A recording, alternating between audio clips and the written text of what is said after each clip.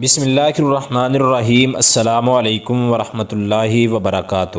ہم نے اپنے ناظرین کے لیے سیرت النبی صلی اللہ علیہ وسلم کا سلسلہ شروع کر رکھا ہے، جس کی قسط نمبر 13 پیش خدمت ہے۔ نبی کریم صلی اللہ علیہ وسلم کا خانوادہ اپنے جد اعلیٰ ہاشم بن عبد مناف کی نسبت سے خانوادہ ہاشمی کے نام سے معروف ہے۔ مناسب معلوم ہوتا ہے کہ خانوادہ نبی کریم صلی اللہ علیہ وسلم کے بعض نام اور افراد کے مختصر حالات پیش کر دیے جائیں۔ قصی بن کلاب آپ صلی اللہ علیہ وسلم سے 5 پشت پہلے کے بزرگ ہیں۔ دراصل یہی قصی بن کلاب ہیں جنہوں نے نہ صرف بنو خزاعہ سے خانہ کعبہ کی تولیت کا حق واپس لیا، بلکہ اپنی قوم بنی اسماعیل اور قبیلے بنی قریش کو منظم و متحد کر کے مکہ کو ایک باقاعدہ ریاستی شہر کی شکل دی۔ خانہ کعبہ کی تولیت ایک ایسا شرف تھا جس کی وجہ سے قصی بن کلاب اور ان کی آل اولاد کو نہ صرف مکہ بلکہ پورے جزیرہ نما عرب میں ایک خصوصی سیادت اور عزت و احترام کا درجہ حاصل ہو گیا، اور قصی بن کلاب نے خود کو اس کا اہل ثابت بھی کیا۔ قصی بن کلاب کو بلا مبالغہ مکہ کی شہری ریاست کا مطلق العنان بادشاہ کا درجہ حاصل تھا۔ انہوں نے نہ صرف خانہ کعبہ گرا کر نئے سرے سے اس کی تعمیر کرائی، بلکہ پہلی دفعہ اس پر کھجور کے پتوں سے چھت بھی ڈالی۔ اس کے علاوہ خانہ کعبہ کے جملہ انتظام کا جائزہ لے کر اس میں ضروری اصلاحات بھی کی۔ دوسری طرف خانہ کعبہ کے پاس ہی ایک عمارت تعمیر کرائی جسے دار الندوہ کا نام دیا گیا۔ یہاں بنو اسماعیل اور مکہ کے دوسرے قبائل کے سرداروں اور عمائدین کے ساتھ مل کر مختلف امور کے متعلق بحث و تمہیز کے بعد فیصلے کیے جاتے۔ قریش جب کوئی جلسہ یا جنگ کی تیاری کرتے تو اسی عمارت میں کرتے، قافلے یہی سے تیار ہو کر باہر جاتے، نکاح اور دیگر تقریبات کے مراسم بھی یہی ادا ہوتے۔ اس کے علاوہ مختلف ریاستی امور نپٹانے کے لیے 6 مختلف شعبے قائم کیے اور ان کا انتظام اپنے بیٹوں میں تقسیم کر دیا، جسے ان کی وفات کے بعد ان کے پوتوں نے باہمی افہام و تفہیم سے 6 شعبوں سے بڑھا کر 10 شعبوں میں تقسیم کر کے آپس میں بانٹ لیا۔ حضرت ہاشم بن عبد مناف قصی بن کلاب کے پوتے تھے۔ جب عبد مناف اور بنو عبد الدار کے درمیان عہدوں کی تقسیم پر مساہلت ہو گئی تو عبد مناف کی اولاد میں حضرت ہاشم ہی کو سقایا اور رفادہ یعنی حجاج کرام کو پانی پلانے اور ان کی میزبانی کرنے کا منصب حاصل ہوا۔ حضرت ہاشم بڑے مالدار اور نہایت ہی جلیل القدر بزرگ تھے۔ ان کا اصل نام عمر تھا۔ چونکہ ان کے ذمہ حاجیوں کے کھانے پینے کا انتظام بھی تھا تو وہ ان زائرین کی تواضع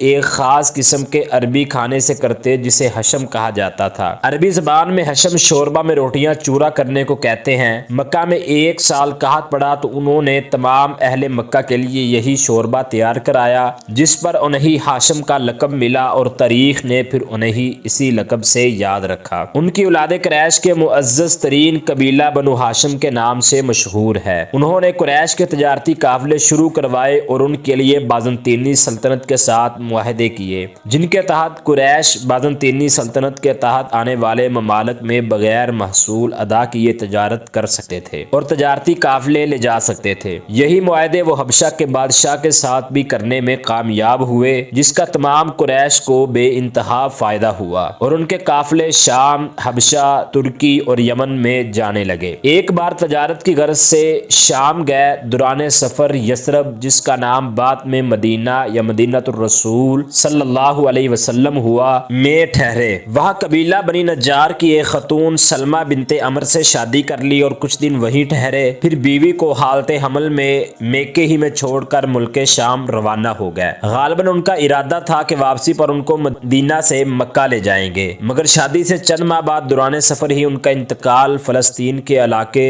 غزہ میں ہو گیا۔ ان کی وفات کے بعد 497 عیسوی میں ان کی زوجہ سلمہ سے ایک بیٹا پیدا ہوا۔ چونکہ بچے کے سر کے بالوں میں سفیدی تھی، اس لیے جناب سلمہ نے ان کا نام شیبہ رکھا اور یثرب میں اپنے میکے ہی کے اندر اس کی پرورش کی۔ آگے چل کر یہی بچہ عبد المطلب کے نام سے مشہور ہوا۔ عرصے تک خاندان ہاشم کے کسی آدمی کو اس کے وجود کا علم نہ ہو سکا۔ سقایا اور رفادہ کا منصب ہاشم کے بعد ان کے بھائی مطلب کو ملا۔ یہ بھی اپنی قوم میں بڑی خوبی و اعزاز کے مالک تھے۔ ان کی سخاوت کے سبب قریش نے ان کا لقب فیاض رکھ چھوڑا تھا۔ جب شیبہ یعنی عبد المطلب 7 یا 8 برس کے ہو گئے تو مطلب کو ان کا علم ہوا اور وہ انہیں لینے کے لیے روانہ ہوئے۔ جب یثرب کے قریب پہنچے اور شیبہ پر نظر پڑی ہوئی تو اشکے بار ہو گئے، انہیں سینے سے لگایا اور پھر اپنی سواری پر پیچھے بٹھا کر مکہ کے لیے روانہ ہو گئے، مگر شیبہ نے ماں کی اجازت کے بغیر ساتھ جانے سے انکار کر دیا، اس لیے مطلب ان کی ماں سے اجازت کے طالب ہوئے۔ آخر ماں نے اجازت دے دی اور مطلب انہیں اپنے اونٹ پر بٹھا کر مکہ لے آئے۔ مکے والوں نے دیکھا تو کہا یہ عبد المطلب ہے، یعنی مطلب کا غلام ہے۔ مطلب نے کہا نہیں نہیں، یہ میرا بھتیجا یعنی میرے بھائی ہاشم کا لڑکا ہے۔ پھر شیبہ نے مطلب کے پاس پرورش پائی اور جوان ہوئے۔ مکہ آنے کے کچھ عرصہ بعد ہی مطلب بن عبد مناف کی وفات یمن کے سفر میں ہو گئی تو ان کے چھوڑے ہوئے منصب عبد المطلب کو حاصل ہوئے۔ سرداری اور کعبہ کے زائرین کی خدمت پر جو مطلب بن عبد مناف نے حضرت عبد المطلب کے سپرد کی تھی، نوفل بن عبد مناف نے قبضہ کرنا چاہا۔ حضرت عبد المطلب نے قریش کی مدد طلب کی مگر شنوائی نہ ہوئی۔ اس کے بعد حضرت عبد المطلب نے اپنے ماموں ابو سعد، ان کا تعلق بنو نجار سے تھا، ان کی مدد طلب کی جو 80 گھڑ سواروں کے ساتھ ان کی مدد کے لیے آئے۔ انہوں نے نوفل بن عبد مناف سے کہا اے نوفل، اگر تو نے عبد المطلب سے چھینا جانے والا حق انہیں واپس نہ کیا تو میں تلوار سے تمہاری گردن اڑا دوں گا۔ اس پر نوفل نے ان کی بات مان لی۔ اس بات پر قریش کے معززین کو گواہ بنایا گیا، مگر جب حضرت عبد المطلب کے ماموں واپس مدینہ چلے گیا تو نوفل بن عبد مناف نے عبد شمس بن عبد مناف بنو امیہ ان کی نسل سے ہیں اور اس کی اولاد کے ساتھ ایک معاہدہ کیا اور حضرت عبد المطلب کے خلاف تحریک شروع کی۔ بنو خزاعہ نے بنو ہاشم کا ساتھ دیا اور بیت الندوہ میں بنو ہاشم سے ان کا ساتھ دینے کا عہد کیا۔ اس طرح قریش کی سرداری حضرت عبد المطلب کے پاس ہی رہی۔ حضرت عبد المطلب نے اپنی قوم میں اس قدر شرف و اعزاز حاصل کیا کہ ان کے آباء و اجداد میں بھی کوئی اس مقام کو نہ پہنچ سکا۔ قوم نے انہیں دل سے چاہا اور ان کی بڑی عزت و قدر کی۔ حضرت عبد المطلب کے کل 10 بیٹے اور 6 بیٹیاں تھیں جن کے نام یہ ہیں: حارث، زبیر، ابو طالب، عبداللہ، حمزہ رضی اللہ عنہ،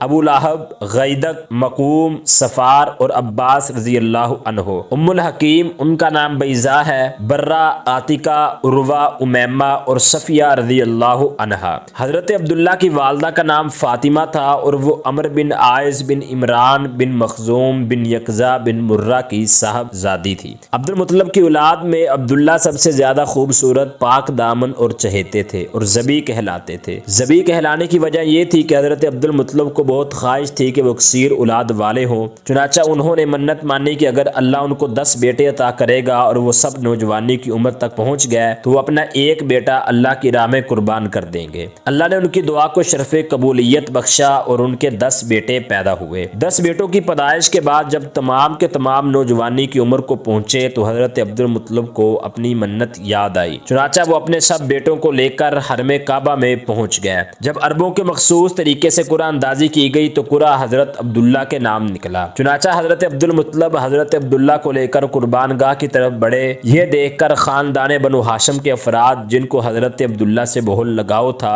بہت پریشان ہوئے۔ وہ حضرت عبد المطلب کے پاس آئے اور انہیں اس سلسلے میں یثرب مدینہ کی ایک کہنہ عورت سے مشورہ کرنے کو کہا۔ چنانچہ جب اس کہنہ عورت سے رابطہ کیا گیا تو اس نے اس کا حل یہ نکالا کہ حضرت عبداللہ کی جگہ خون بہا ادا کیا جائے۔ عربوں کی دیت خون بہا میں 10 اونٹ دیے جاتے ہیں تو حضرت عبداللہ کے ساتھ 10 اونٹوں کی قرعہ اندازی کی جائے اور یہ قرعہ اندازی تب تک جاری رکھی جائے جب تک قربانی کا قرعہ اونٹوں کے نام نہیں نکلتا۔ چنانچہ ایسے ہی کیا گیا اور بالآخر 10ویں بار قرعہ حضرت عبداللہ کے بجائے اونٹوں پر نکلا۔ اس طرح ان کی جگہ 100 اونٹوں کو قربان کیا گیا۔ حضرت عبداللہ کی شادی حضرت آمینہ سے ہوئی جو واہم بن عبد مناف بن زہرہ بن کلاب کی صاحبزادی تھی اور نسب و رتبے کے لحاظ سے قریش کی افضل ترین خاتون شمار ہوتی تھی۔ ان کے والد نسب اور شرف دونوں حیثیت سے بنو زہرہ کے سردار تھے۔ وہ مکہ ہی میں رخصت ہو کر حضرت عبداللہ کے پاس آئی، مگر تھوڑے عرصے بعد حضرت عبداللہ کو حضرت عبد المطلب نے کھجور لانے کے لیے مدینہ بھیجا